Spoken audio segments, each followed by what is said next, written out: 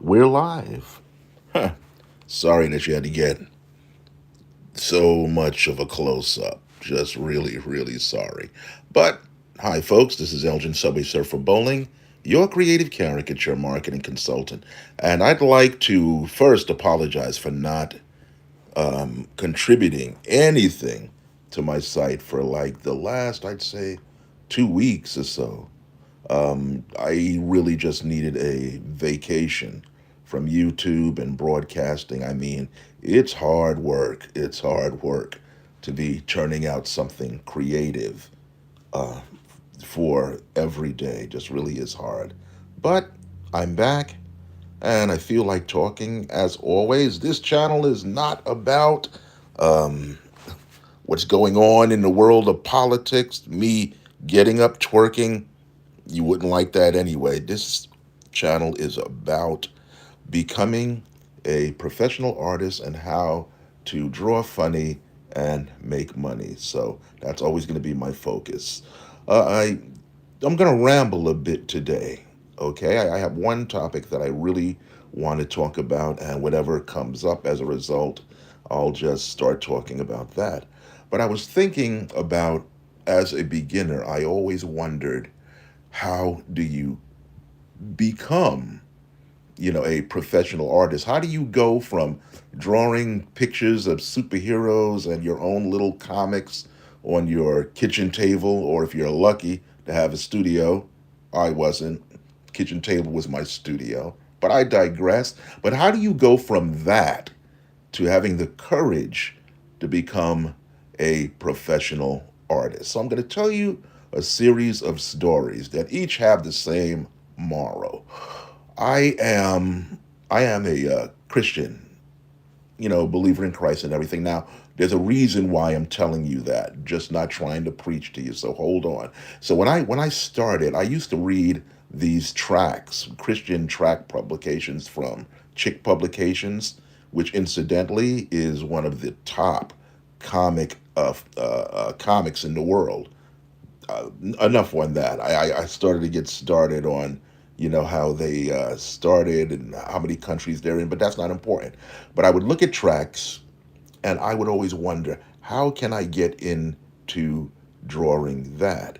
Because I was mostly reading religious comics, like, and religious tracks. And I thought that was just the easiest reach. I know my art wasn't good enough to go to Marvel, which I did, and I'll tell you that story. But I knew that, well, I draw cartoons. I'm pretty good, and I think that I can make a go at drawing tracks. But what can I do to get started? So I made a call to not Chick Publications. It was a publication, American Track Society. That was the top um, track. I'm stumbling over my words. Forgive me. That was the top company that drew religious tracks, and so I wrote them and asked them out of the blue if they hired artists. And it turns out that at the time that I called, there was a pastor who was making up a track called "You Got to Get with the Program," and he wanted a more urban hip hop get graffiti style track to go with his words. And none of the artists they employed, who I'm assuming were white, let's just say it, I'm assuming that none of them could produce the particular flavor that this guy wanted. So I had never done this before, never done a professional paying job like that before, not counting the job that I did as a kid, but I've already told that story. So I had him send me the track idea. I read it and I came up with the ideas for the sketches. And they overwhelmingly liked it and paid me at the time $600. But that's not the end of the story. The end of the story is that I had no idea what I was doing. No idea. And so I literally drew the pictures using Crayola markers, the big ones with the conical tip that you give to kids to draw in grade school. I drew with that, a number two pencil, and I drew it on white bond typing paper. These are not professional tools for professional artists, but I didn't know any better. And I really, really wanted to become a professional paying artist. And I figured if I drew this for American Tract Society, the distribution would be monstrous. They would print thousands of these tracts for distribution. And that would be a perfect time, and was, for me to have tear sheets of the artwork. So I sent it in. I held my breath, and like I said, they hired me for $600. Now, that in the publishing world today, for the type of project that was very inexpensive on their end. But on my end, it was like winning the $1 million lottery. And that's when things began to happen.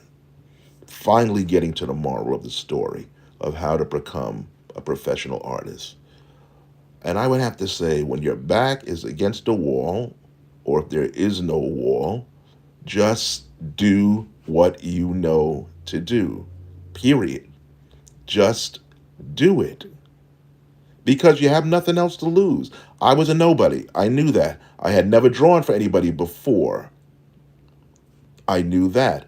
I only had tools of Crayola crayons, and not crayons, God knows that would have been terrible. Crayola markers, typing paper, and a number two pencil. But I did have this thought that my art was good. And no matter what I did, I would be good enough for them to take a look and like it.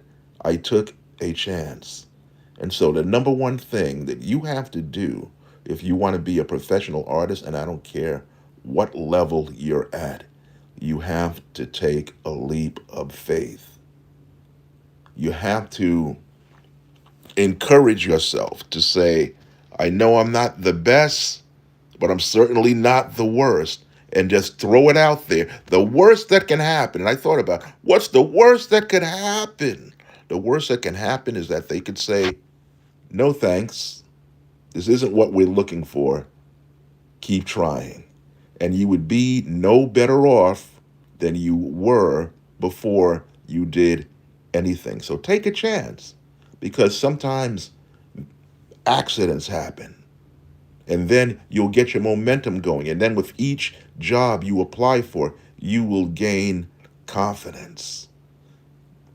I got so much confidence that I submitted to Marvel Comics a comic page that I drew of my hero, John Carter, Warlord of Mars. The artist that usually drew for that comic was Gil Kane.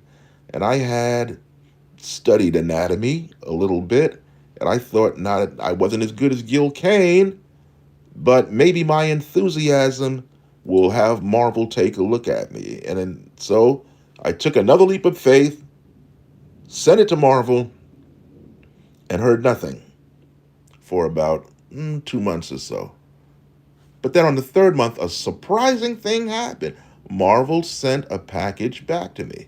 And so I ripped it open, and it was the 11 by 17 page that I had submitted to them, along with a great letter from Jim Shooter, who was the editor at that time. Jim Shooter actually took time to tell me and mark on my drawing what I needed to work on. They thanked me for my submission, but told me that I need a little more practice to be able to work for them. And I wasn't disappointed. I was actually shocked that Jim Shooter himself wrote me, a nobody, and told me what I needed to work on and tried to encourage me.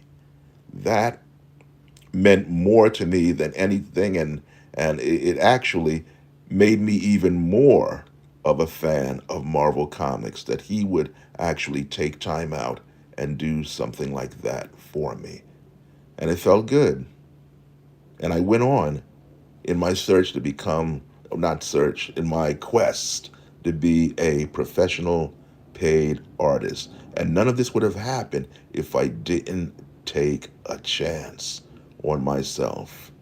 So That's my advice today for who's ever listening. Maybe somebody needs to hear this, but take a chance and you'll be surprised at what could happen. This is Eldon Subway Surfer Bowling, your creative caricature marketing consultant, and I'd like your comments on this particular live. So stay tuned for more stuff. I'll be back, and now I'll try to find my way out of here. Take care. Take care. Take care.